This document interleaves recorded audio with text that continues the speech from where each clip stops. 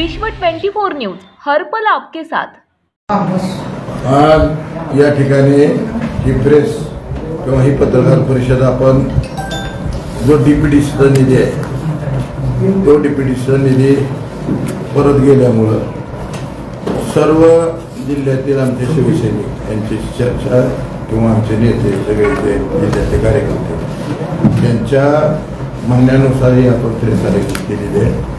माझे सर्व जिल्हा प्रमुखांशी चर्चा झालेली आहे, सर्व जिल्हा पदाधिकारी तालुका पदाधिकारी यांच्यावरून चर्चा झालेली आहे। अशा पद्धतीनं माझ्या माहितीनं अशा पद्धतीनं महाराष्ट्रामध्ये आपल्या जिल्ह्यात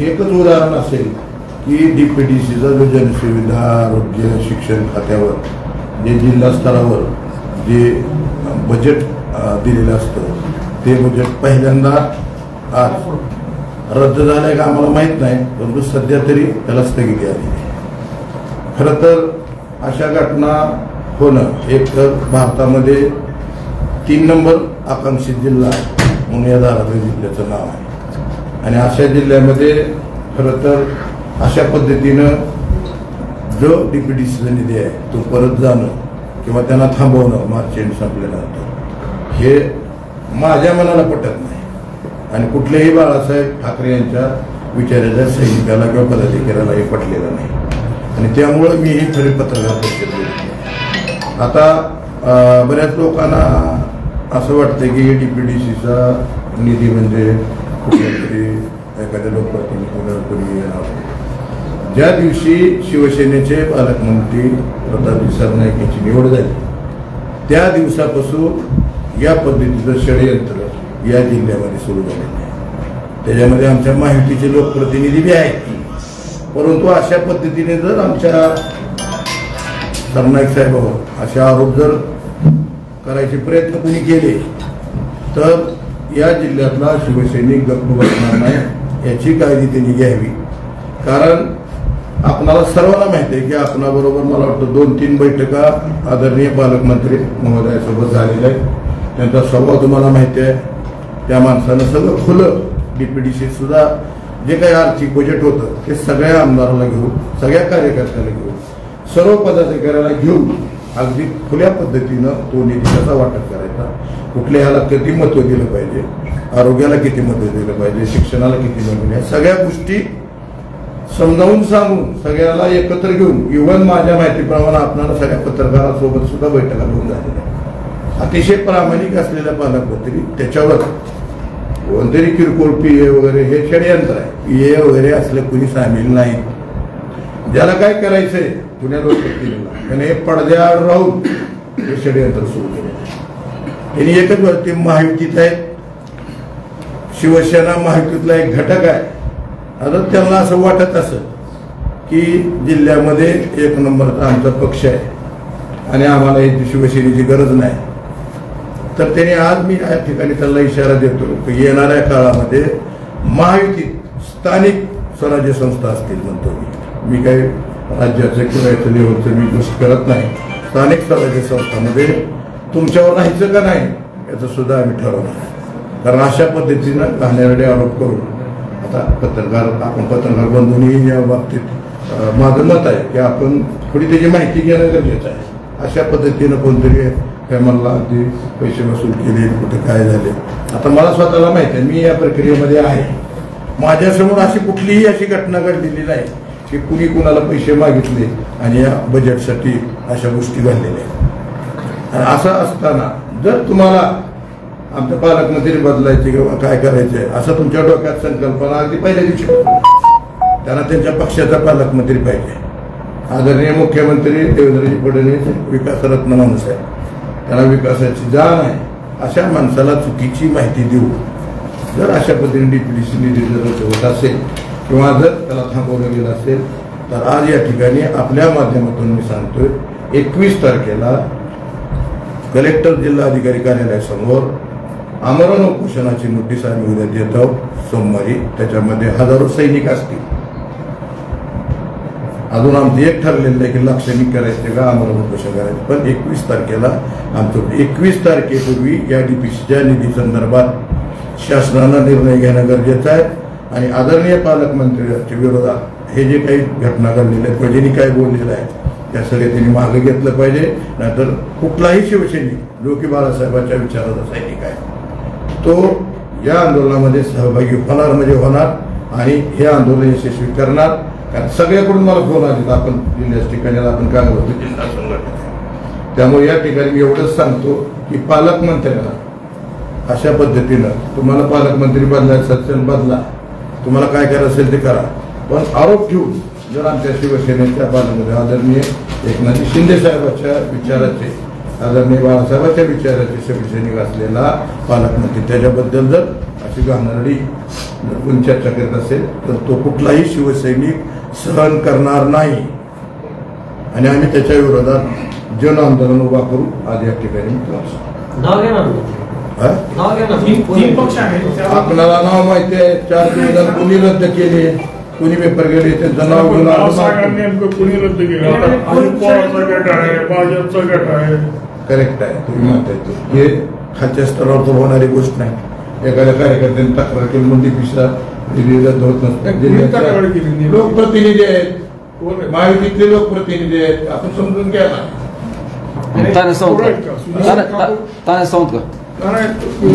महायुतीमध्ये तानाजी सावंत नाही. फडणवीस साहेबांना कोण बोलू शकते बघा. आणि तुमच्या पेपरला बातम्या आलेल्या आहेत, माझ्या तोंडून नाव घेऊ नका. तुमच्या पेपरला बातम्या आलेल्या विजय पाटलांनी नाव दिलं, तिथं पत्र दिलं आणि तो रद्द केला. हे तुम्हाला सगळ्याला माहिती आहे. तानाजी सावंतांचे म्हणजे हेच्या दृष्टीनं त्यांचा प्रॉब्लेम आहे. त्यांचं मध्ये ऑपरेशनही झालंय, त्याला विश्रांतीची गरज आहे. पण ते पुण्याला राहतात तेव्हा बऱ्यापैकी मलाही माहिती नाही पुढे काय म्हणजे त्यांची. पण ते डीपीडीसीचा जो निधी होता ती अन्यायकारक प्रमाणात म्हणजे वाटप करण्यात आला. विरोधी पक्ष म्हणजे खासदार आणि विरोधी पक्षात 2 आमदार 10% असं काहीतरी म्हणजे कामाचं वाटप करण्यात आलं होतं. बरोबर आहे. आणि विद्यमान म्हणजे तुमच्या महायुतीमध्ये त्यांना 15% आणि एकट्या पालकमंत्र्याला 40% काम असं काहीतरी अन्यायकारक वाटप केल्यामुळे काहीतरी झालं. अजिबात खरं आहे का? तुम्ही ह्या सगळ्या चर्चा आहेत लक्षात घ्या. चर्चा आहेत अफवा आहेत. हे जो क्रायटेरिया आता डीपीडीसीच्या गेलेचा हा वरिष्ठ मुख्यमंत्री उपमुख्यमंत्री यांनी ठरवून दिलाय. जरी तो विरोधी पक्षाचा लोकप्रतिनिधी असेल तर त्याच्या मतदारसंघामध्ये काही विकासाची कामं त्यांना करावी लागतात आणि त्याच्यासाठी त्या विरोधी पक्षाचं टक्केवारी कमी जास्त असेल त्याला 10% 12% निधी द्यायचं ठरलेलं आहे. म्हणजे सत्तेतले लोकप्रतिनिधी त्याला 3-4% जास्त असेल आणि पालकमंत्र्याचाच पूर्ण हक्क आहे ना, त्याला 40% नाहीतरी पालकमंत्र्यांची इथं मतदारसंघ नाही ही लक्षात घ्या तुम्ही. 60% पालकमंत्र्याला असं तसं म्हणता येतं. 60% म्हणजे काही जिल्हा प्रमुख आहेत, काही लोकप्रतिनिधी आहेत, काही पदाधिकारी आहेत, ह्यांना 2%, 5% त्यांना द्यावं लागतं निधी. त्या हिशोबाने त्यांनी तो निधी ठेवलेला असेल 60%, 50%. पण निधी अगदी जे ठरलेला आहे वरिष्ठ पातळीवर त्या पद्धतीने निधी वाटप केले. पालकमंत्र्याचा काही निधी खासदारला दिलेला आहे का? दिलाय. लोकप्रतिनिधी आहे खासदार, द्यावाच लागतं नियमानं. बरं, नाशिक चालले की आपल्या महायुतीमधले जे लोकप्रतिनिधी आहेत त्यांनी त्यांचा मतदारसंघ सोडून इतर मतदारसंघासाठी पण काय निधी मागितल्यामुळे काय तर बिनसले असं चर्चा चालू आहे. अतिशय महत्वाचा प्रश्न आहे आणि मी याच्यावर बोलणार होते. काय झालं आजकाल माहिती आहे का की प्रत्येकाला वाटायला लागले कुठल्याही लोकप्रतिनिधी जिल्ह्यामध्ये मी नंबर 1 आहे. मग आता महायुतीतल्या एखाद्या नेत्याला लोकप्रतिनिधी की जिल्ह्यातली अजित पवार राष्ट्रवादी गट, शिवसेना, शिंदेसाहेब गट, स्वतःचा भाजप या तिन्ही पक्षाचे नेतृत्व मी करावं. या तिन्ही पक्ष माझ्या अंडरमध्ये चालावे आणि मी नंबर 1 असावा. तसंच महाविकास आघाडीमध्ये सुद्धा वाटते की मी जिल्ह्याचा खासदार आहे, मी जिल्ह्याचं नेतृत्व करतोय.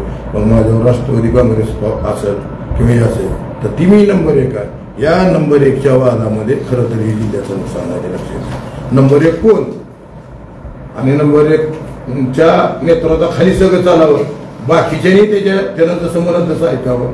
मग तुम्ही म्हणजे सांगितला प्रश्न विचारला तो की माझा कळमदार अशी मतदारसंघामध्ये मी माझा हक्क आहे, तुळजापूरमध्ये माझा हक्क आहे, तुम्हाला यातली मी सांगितलं तसं व्हावं. हे त्यांचा दोष नाही. काय झालंय आज महायुतीमध्ये लक्षात घ्या की महायुतीमध्ये काही लोक जी नंबर 1चा व्यक्ती म्हणून जिल्ह्यामध्ये माहितीचा मिळवतोय. त्यांनी काही लोक शिवसेनेत पाठवले, काही राष्ट्रवादीत पाठवले, त्यांचे बगलबच्चे आहेत आणि त्या पक्षामध्ये जाऊन तिथलं जे वातावरण आहे त्या पक्षातलं कसं बिघडवायचं आणि मी माझा पक्ष नंबर 1 कसा करायचा पण हे सगळ्यांच्या लक्षात आलेलं आहे. शिवसैनिकांच्या तर पूर्ण लक्षात आलेलं आहे की बाबा काय चाललंय पक्षामध्ये.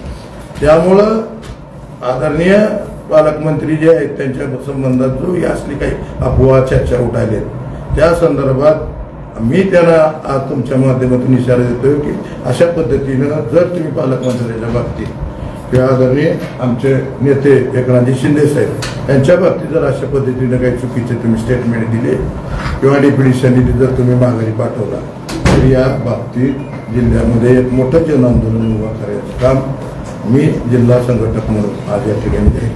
माझा एक प्रश्न आहे, पालकमंत्री बदलण्यासाठी काय सुरू आहे कशा म्हणजे तयारी की पालकमंत्री दुसरा पाहिजे? ज्या दिवशी प्रतापजी सरनाईक यांनी पालकमंत्री आपल्या दार्शनिक चार्ज घेतला त्या दिवसापासून ही षडयंत्र चालू. पालकमंत्री आपणाला माहिती आहे, आपण त्यांचे स्टेटमेंट ऐकले, आपल्या पत्रकार परिषदेमध्ये त्यांनी बोललेले आहेत. सुरुवात झाली तुळजापूरपासून. तुळजापूरमध्ये ज्या दिवशी की तिथं एजंटचं रॅकेट होतं ते रॅकेट म्हणजे उघडावं म्हणून पालकमंत्र्यांनी जो सज्जदन दिला मग त्या सगळे अधिकारी होते पोलीसचे त्या अधिकाऱ्यांनी सांगितलं त्यांनी त्याच्यामध्ये एक वाक्य वापरलं होतं लक्षात घ्या. त्या वाक्याचा राग तिथल्या लोकप्रतिनिधी आला. तिथे एक वाक्य असं वापरलं होतं त्यांनी याच्यामध्ये कोण राजकीय असेल, कोण प्रतिनिधी असेल, कोण पदाधिकारी असेल किंवा कोणी लोकप्रतिनिधी असेल हा शब्द वापरला होता. त्याला कोणालाही सोडायचं नाही आणि ते म्हणणं बरोबर होतं.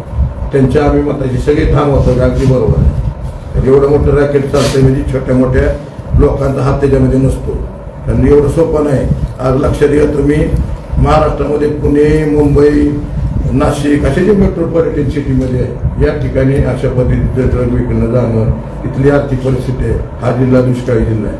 आज उस्मानाबाद जिल्ह्यामध्ये सुद्धा 1-2 लोक आहेत जे की उस्मानाबाद शहरामध्ये सुद्धा ही तरुण पिढी नुसती मुलंच नाही आज महिला मुली सुद्धा त्याच्यामध्ये नाव आलेले आहेत. आपल्याला माहिती आहे 16 महिलांची नाव आले. ते सोपं आहे लक्षात घ्या. जे 1 ग्रॅम 3,500 रुपये किंमत आहे असं समजते त्या 1 ग्रॅमची मला सांगा तर त्या 3,500 रुपयाला आणि वैशिष्ट्य आहे त्या व्यसनाचं ते जर व्यसन एकदा लागलं किंवा त्याचा जर अधीन झाला तर त्याला दुसऱ्या दिवशी ते काय कोकिंग काय विषय आहे तुम्हाला माहित नाही ते जर घेतल्याशिवाय तर करमत नाही. शेवटी अक्षरशः तो मृत्यूच्या दाड्यात जायच्या प्रयत्नात असतो. अशा ड्रगच्या ह्याच्यामध्ये आता या ठिकाणी खरं तर संतोष अभिनंदन करावं लागतं. या सगळ्या गोष्टीचा अगदी बारकाईनं अभ्यास केलाय. पण त्या दिवशी ही जी वाक्य बोललं गेलं आणि त्या दिवसापासून मला माहिती आहे की काय षडयंत्र चालू आहे. लोकप्रतिनिधी तुळजापूरचा कोण आहे एकच असतो. महाराष्ट्राच्या राजकारणात आपण बघतो प्रत्येक तालुक्याला जिल्ह्याला काही आमदार प्रतिनिधी असतात पण आपल्यातलेच लोकप्रतिनिधी सगळ्या जिल्ह्यात कसं तोंड घालतात त्याच्याबद्दल आपलं काय मत आहे? एकच प्रतिनिधी किंवा त्या भागातून उचलून दुसऱ्या भागात प्रत्येक विषयात आपल्याला असलंच पाहिजे. पहिल्यांदाच सांगितलं की सगळ्या पक्षामध्ये माझी स्वतःची यंत्रणा असावी आणि जिल्ह्यामध्ये 1 नंबर मी असावा. मग तो महायुतीचा नेता असेल किंवा महाविकास आघाडीचा नेता असेल त्यात दोघांनाही असं वाटतंय की जिल्ह्यामध्ये मी 1 नंबर आहे. महायुतीत शिवसेना मीच चालवतो, राष्ट्रवादी पवार मीच गट चालवतो आणि भाजप मी चालवतो. अशा पद्धतीची भूमिका त्यांनी आजपर्यंत ही केलेली आहे आणि खरं तर तुम्हाला सांगतो तशी जर परिस्थिती बघितली ती दररोज भाषणं करते ती विकास कामं संदर्भात. यांना मला असं डीपीडीसीचा निधी म्हणजे ग्रामीण भागामध्ये अगदी म्हणजे महत्वाच्या विषयावर आरोग्य असेल शिक्षण या विषयावर तो निधी वापरला जातो. या निधी थांबवा कसा किंवा परत वापरावा कसा हे जर सगळ्यात वाईट वाटतं. मी खरं तर या भूमिकेत नव्हतो डायरेक्ट मी आंदोलन करण्याच्या भूमिकेत होतो पण त्यांना आपण एक 5-7 दिवसाची संधी दिली पाहिजे म्हणून मी 7 दिवसाची त्यांना मुदत दिली.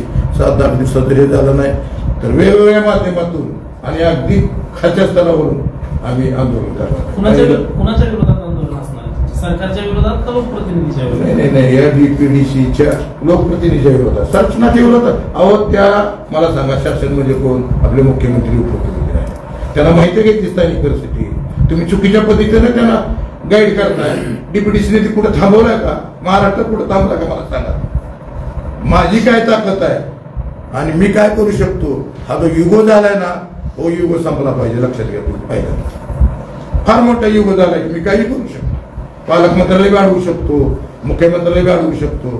ही पद्धत बरोबर नाही आणि याला कुठेतरी थांबवणं गरजेचं आहे. याच्यावर विरोधी पक्षाचे सुद्धा लोकप्रतिनिधी बोलायला जाणार, तर ते याविषयी त्यांनी घेतले पाहिजे. डिप्युटी निधी का करत ड्रग्सच्या प्रकरणात पालकमंत्री तसे बोलल्यामुळे ही म्हणजे त्याची ही मोठी नाही. मी एक उदाहरण सांगितलं. एक घटना अशा अनेक घटना घडल्यात की तुम्ही विरोधी पक्ष लोकप्रतिनिधीला तुम्ही निधी दिला का दिला असं नाही ना. तर लोकप्रतिनिधी म्हणले तर त्या मतदारसंघामध्ये त्याला निधी द्यावाच लागतंय, पण तो क्रायटेरिया ठरलेला आहे वरच्या स्तरावर.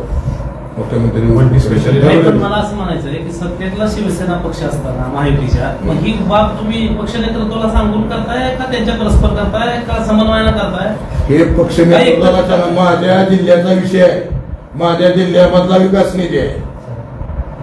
पक्ष नेतृत्व माहिती होईल ना की आमच्या इथलं डिप्युटी, त्याला कसं माहिती होणार की डिप्युटीचा निधी परत गेलाय, थांबवलाय, काय निधी आढळते. आमच्या डोक्यात एकच आहे की हा विकास निधी तुम्ही तात्काळ डिप्युटीसी मधला जे काही कामासाठी दिलेला आहे.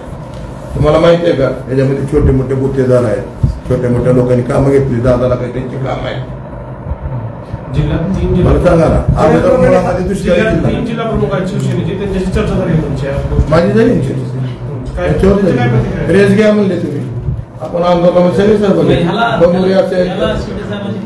जिल्ह्यातली अहो शिंदे साहेबांची परवानगी असतात का? वाटत साहेब तुम्ही प्रश्न कसे विचारला? हा विषय स्थानिकचा, राज्याला स्तरावरचा प्रश्न नाही. असू द्या ना. सत्ताधारी म्हणजे काय आम्ही काय विकायची काय? सत्ताधारी असलं म्हणजे काय? नाही, कधी शिवसेना कधी सत्तेची विकेली नाही, सत्तेत नव्हती मी.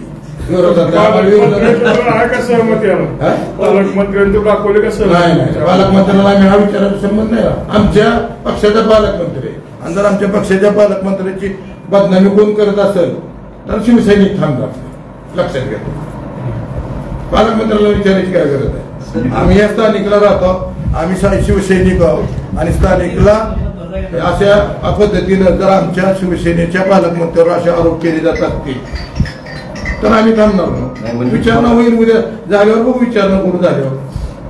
आणि जर नाही तुम्हाला असं म्हणायचं का पीए वगैरे कुणी टक्केवारी देत नाही, फक्त पालकमंत्र्यांना बदनाम करण्यासाठी षडयंत्रच आहे. मी पहिल्यांदा सांगितलं हे चर्चा आहे त्या खाली आणि ह्यानं त्याला म्हणायचं, त्याने ह्याला म्हणायचं, ह्याच्यामध्ये हे चर्चा झालेली आहे. मला 100% माहिती आहे. असं जर कुणी दाखवलं मी एवढे पैसे ह्याला दिलेत किंवा मी एवढे घेतलेत तर मग मी हे तुमच्या गोष्टी सगळ्या मानतो. त्यानं फोनवर त्याला बोलला त्याला 5% द्यावे लागते आणि ते तेवढे जमा करा. त्यानं पुढच्याला म्हणायचं की कोण वैश्री काय नाव त्यांचं एक आता वसेकर साहेबाचं नाव घ्यायचं की वसेकर साहेबाला 5% द्यावे लागतील. हे सगळं खालच्या खाली चालू आहे. मी पालकमंत्र्यांना स्वतः जबाबदारीपूर्वक सांगतोय. मी पालकमंत्र्यांना असं स्वतः विचारलं की साहेब अशा गोष्टी चर्चा चालू आहे. अजिबात नाही हो, आपण शिवसैनिक आणि असं कोण भानगडी करतोय माझी आमदाराचंही नाव आलं याच्यामध्ये नाही. अण्णा वाटप सांगायचं आम्हाला काम. माझे आमदार 2-3 आहेत तसं मला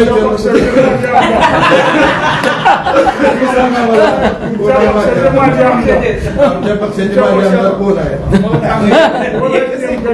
तुमच्या पक्षाचे माझे आमदार निधीमध्ये खऱ्या शिवसैनिकांना हा नेहमी झाला असा बी चर्चा लोकांना. खऱ्या शिवसैनिकांना मिळाला निधी असू शकते, त्याला मी मान्य करतो. खरे जे सैनिक आहे ते कारण सांगतो तुम्हाला. खरं तर इथं निधी मागच्या जो वाटप झालेला आहे तो निधीच कमी आहे. गेल्या वर्षी 268 कोटी म्हणजे नगण्य निधी आहे. त्याला परत देऊन पुढच्या महत्वाची कामं आहेत, कुठल्या याला दिले पाहिजेत पैसे, त्याचा अभ्यास करून सगळ्यांची चर्चा करून हा निधी वाटप केला.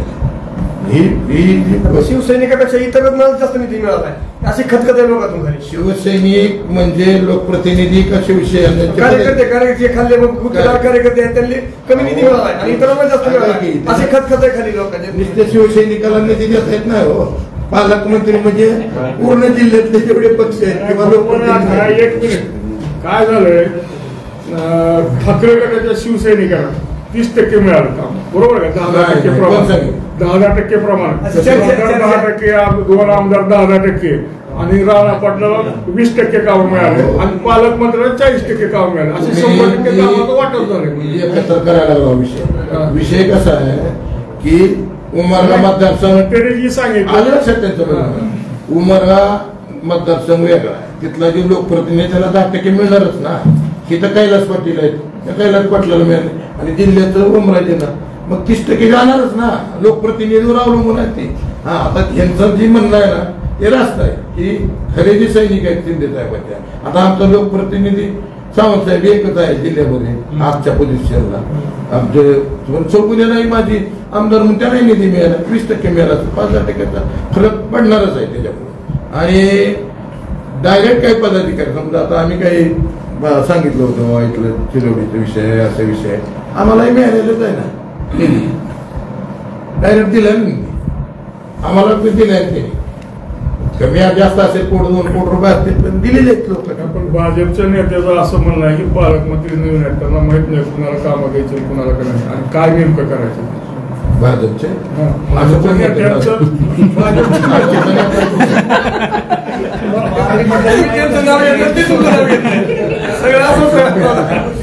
भाजपच्या नेता एकच आहे. मी भाजपमध्ये काम केले 5 वर्ष.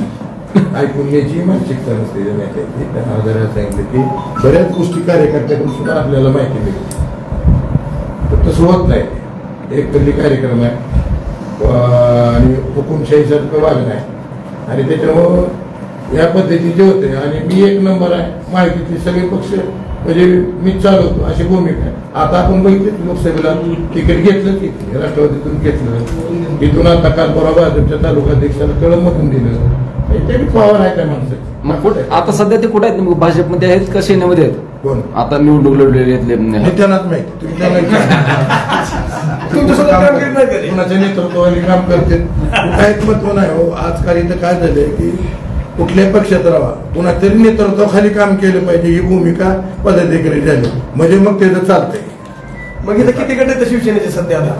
गटपीट काय ना वेगळं मग वेगळ्याचे नेतृत्व काय म्हणतो ते विचार वेगवेगळे असतात गटवत असते त्याला. आणि एक विषय महत्वाचा, धाराशिव शहरातल्या रस्त्याला निधी आला इतके दिवस झाले, त्या रस्त्यासाठी रस्ते नीट व्हावे म्हणून आंदोलन करायसाठी आणि आता हे सगळं सगळं हे सगळं कामाचं जे विषय आहे त्या संदर्भात आंदोलन करते लोकांमध्ये काय शिवसेनेची झाली कोणती विकासासाठी गावातल्या रस्त्यासाठी शिंदे सेना आंदोलन का करत नाही असं लोकांचं म्हणणं आहे. आता या आंदोलनाचं काय नाही पण हे तुम्ही हे करताय विकासासाठी राजकारण किंवा विकासासाठी आंदोलन. आजपर्यंत आपल्या जिल्ह्यामध्ये किती निधी आला गेल्या वर्षी तुम्हाला सांगा घटना तुम्हाला 4 सांगतो 140 कोटीचा निधी पडूनच आहे. कशासाठी पडून आहे? पैसे आलेले असं नाही ना. ह्याच्यात श्रेयवाद महत्वाचा आहे आणि मी जी म्हणत तीच व्हायला पाहिजे की असे विकास कामाला असं तुम्ही समजा एखाद्या लोकप्रतिनिधीनं लक्षात घ्या तुम्ही एखाद्या लोकप्रतिनिधीने 100 कोटी आणले समजा त्याच्या विरोधातल्या लोकप्रतिनिधीनं 200 कोटी आणले तर तुमच्या आलेल्या कामाला किंवा आलेल्या विकास कामाच्या पैशाला जर अडथळा आणला किंवा अडवणूक केली तर जिल्ह्याचं नुकसान होणारच आहे ना. आता ह्या गोष्टी बंद झाल्या पाहिजे आणि खरं तर आमचं आंदोलन त्याच्यासाठी आहे की विकास कामाच्या संदर्भात जो काही अडचणी आल्या त्यांना आमचा इशारा आहे की येणाऱ्या काळामध्ये अशा पद्धतीने जर कोणी विकास काम आणण्याचा प्रयत्न केला तर त्याच्या विरोधात वेगवेगळ्या माध्यमातून आम्ही जन आंदोलन करणार. रस्त्याचा पण विषय बाकीचा पक्षासंबंध येणार रस्त्याचा पण विषय ह्याच्यात असणार आहे का फक्त ह्यामध्ये रस्त्याची डीपीडीसी मध्ये विषय नाही 140 कोटी डीपीडीसीच्या विषयासोबत तो विषय असणार आहे शहरामधले फक्त डीपीडीसीच्या निधीसाठी शिवसेना आक्रमक होणार आहे. नाही शहरामधले जे रस्ते आहेत शहराच्या रस्त्यासाठी निधी आलाय मग का शिवसेना कधी विचारणार? काय आज विचारायला ना मीच विचारायला ना ही भूमिका खरं तर ही जी प्रश्न आहेत ना विरोधी पक्ष म्हणून जी काम करते ते विचारलं पाहिजे. तुमच्या माहिती सांगता ही सगळी एकत्र आहेत ज्या दिवशी यांच्या निवडणुका येतात लोकप्रतिनिधी म्हणून त्यावेळी सगळे एकमेकाला ऍडजस्ट होते. फक्त खालच्या कार्यकर्त्याला हे विषय कळू देत नाही. सगळे एकत्र आहेत उभाटा एकत्र आहे भाजप एकत्र आहे सगळे एकत्र आहेत आपण ही तुम्ही जी भूमिका घेतली, ह्या गोष्टीसाठी जनतेला लक्षात घ्या. मग तुमची नगरपालिका राहू द्या, पक्ष विरहित तुम्ही उतरायला पाहिजे. चांगली लोक फक्त म्हणतात काय ती रस्तेच होणार. आता तुम्ही कधी उतरणार आहोत त्याच्याकडे? तुम्ही स्वतः भूमिका आता घेतली. उन्हाळ्यात चांगली रस्ते तर चांगले होते, पुन्हा पावसाळ्याचं तोंडावर रस्ते चालू आहेत का? आता 140 कोटी निधी तुम्ही पडलाय पाहिजे तुला काय होणार? नाही, पण ते पुण्यामुळे रखडलाय ते 140 कोटी निधी कशामुळे रखडला नाही? श्रेयवादामुळे रखडलाय. कुणाचा म्हणजे नेमकं त्या जबाबदार? त्या दोघं आहेत ना श्रेयवाद. तुळजापूरचे लोकप्रतिनिधी आहेत, इथले लोकप्रतिनिधी आहेत, लोकसभेचे खासदार आहेत, सगळेच आहेत ना त्याच्यात. अण्णा एक असा विषय आहे, सावंत साहेब नाराज आहेत आणि ते भाजप म्हणजे फडणवीस साहेबांना भेटायला गेले होते. काय प्रकार आहे नेमकं? या विषयाचं नॉलेज आमच्यासारख्या एखाद्या जिल्ह्याच्या काय सावंत साहेबांना विचारत नाही, खरंच नाराज आहेत का? ते निवडून गेले तसे त्यालाच नाही. आहे तुमचं बरोबर, परंतु या बाबतीत आम्हाला माहिती असणं हे नाही. आणि नगरपालिकेकडे पण लक्ष ठेवण्याची गरज आहे. छत्रपती संभाजी महाराजांचं आमच्या आंदोलनामध्ये नगरपालिका रस्त्याचा विषय आहे. विचारातले रस्ते. तिसरा विषय एक महत्वाचा आमच्याकडे की शहरामध्ये अख्ख्या गावामध्ये सार्वजनिक मुताऱ्या कुठंच नाही. त्या मुताऱ्या सुद्धा झाल्या पाहिजे. विषय आहेत ना आंदोलन आम्ही एका विषयासाठी करतो. त्या DPDCच्या माध्यमातून फक्त हा विषय आहे. आता आपल्या जिल्ह्याचे पालकमंत्री प्रताप सरनाईक एक आमदार आणायचे काय? पालकमंत्रीने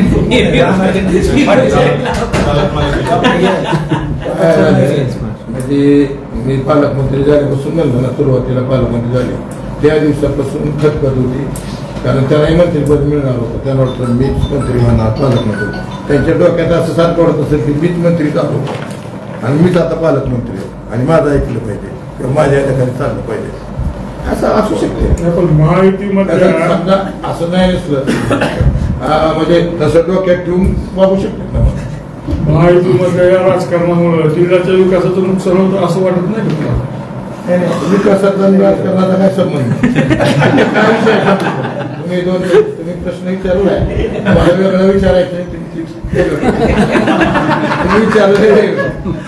विकासाचा आणि माहितीतल्या आपसातल्या चर्चेचा ह्या खरं तर तुम्हाला सांगू चर्चा नाही, मतभेद आहेत तुमचे सगळ्यांचे. माहितीमधल्या वैचारिक मतभेद आहे तो. हो ना, मग वैचारिक मतभेदामुळे जिल्ह्याच्या विकासावर परिणाम होणार. सगळे कामं ठप्प आहेत सध्या. शहरात एवढं रस्ते तुम्ही खालच्या लेवलला जाऊ नका, वरच्या लेवलला तुम्ही रस्त्याचे काम करू शकता. ऐका वैयक्तिक ह्यांच्या दुश्मनी त्या दुश्मनीमुळे खरं विकास काम कुठं.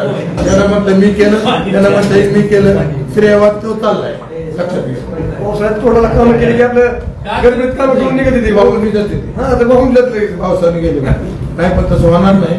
महिना 2 महिन्यामध्ये रस्त्याची काम होते, पण त्याला कुठेतरी वाचा फोडली पाहिजे. म्हणून आम्ही हे आंदोलन मोठं आंदोलन जिल्ह्यातले जिल्ह्यात सार्वजनिक मुद्दे नाही. आपल्या DPDCचा विषय चालू तुम्हाला जिल्ह्यातले शिवसैनिक विषय आहे का? जिल्ह्यातले सगळे शिवसैनिक मुतारी नाही काय त्यानं सुधारणा करणार. नगरपालिकेतून मुतारी नाही अशा अवस्था. जिल्ह्यातले सगळे सहभागी गावाची सोय जिल्ह्यातले सगळे ओम परंडा वाशी नगरपालिकेला DPDCचा विषय जिल्ह्याच्या विकासाचा विषय आहे.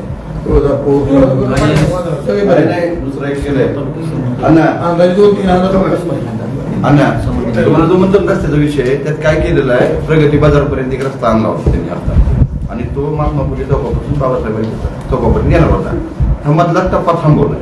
हे विशेष म्हणजे त्या तिथून बाबासाहेबांच्या चौकापर्यंत हा एकच टेंडर मध्ये रस्ता मंजूर आहे. आता आगाऊ करून ते मधल्याचे वेगळे टेंडर अजून एक पास करून घेतले. मग पहिलं टेंडर कुठे गेलं, काय झालं नेमकं, काय चाललंय, कोणी लक्ष दिलं? विषय हो काय मासी कितीतरी विषय कागदावर पैसे घटना घडल्या, कागदावरच पैसे उचलले, त्या कागदावरच काम झालं. विसर्जन विहिरीचा जो विषय आहे ना, तो तिथला मधला जो पट्टा आहे त्याला 3 वर्षापूर्वी मुसल घेतलेले त्या पट्ट्यात अजून काम सुरू झालं का दुसरं त्याच्यानंतर दुसरं टेंडर दुसरं पडायला गाय यायला पाणी काय करायचं नाही जायचं म्हणून चला बाहेर. राज्यातील महत्त्वाच्या आणि आपल्या भागातील ताज्या बातम्या पाहण्यासाठी आजच आमच्या विश्व 24 न्यूज चॅनलला यूट्यूबवर सबस्क्राईब करा आणि बेल आयकॉन प्रेस करा.